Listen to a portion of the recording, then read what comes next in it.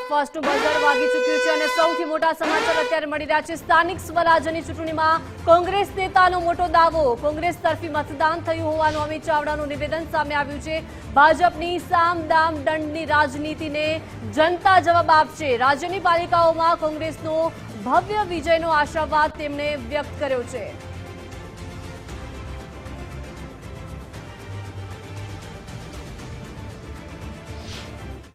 સમગ્ર ગુજરાતમાં 68 જેટલી નગરપાલિકાઓ, જૂનાગઢ મહાનગરપાલિકા, તાલુકા પંચાયત અનેક જગ્યાએ પેટા ચૂંટણીઓ માટે આજે મતદાન થઈ રહ્યું છે।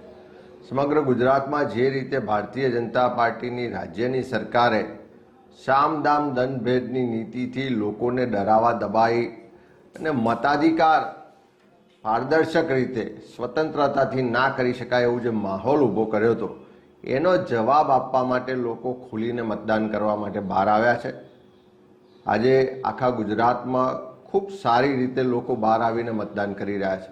ત્યારે ગુજરાતમાં આ નગરપાલિકા મહાનગરપાલિકાની ચૂંટણીઓના માધ્યમથી લોકો સરકારનું જે કુશાસન છે, જે ભ્રષ્ટાચાર છે, જે મંદી મોંઘવારીનો માર પ્રજા સહન કરી રહી છે, જે પ્રજાના ટેક્સના પૈસાનો દુરુપયોગ થઈને ભ્રષ્ટાચાર થઈ રહ્યો છે, તમામ મુદ્દાઓને લઈને મતદાન કરવા ખુલીને લોકો બહાર આવી રહ્યા છે। ત્યારે લોકો આ વખતે મોટા ભાગની નગરપાલિકાઓમાં ભારતીય જનતા પાર્ટી વિરુદ્ધનો માહોલ હોય એવું સ્પષ્ટ દેખાઈ રહ્યું છે અને એ જ માહોલ આંકલાવ નગરપાલિકામાં પણ દેખાઈ રહ્યો છે।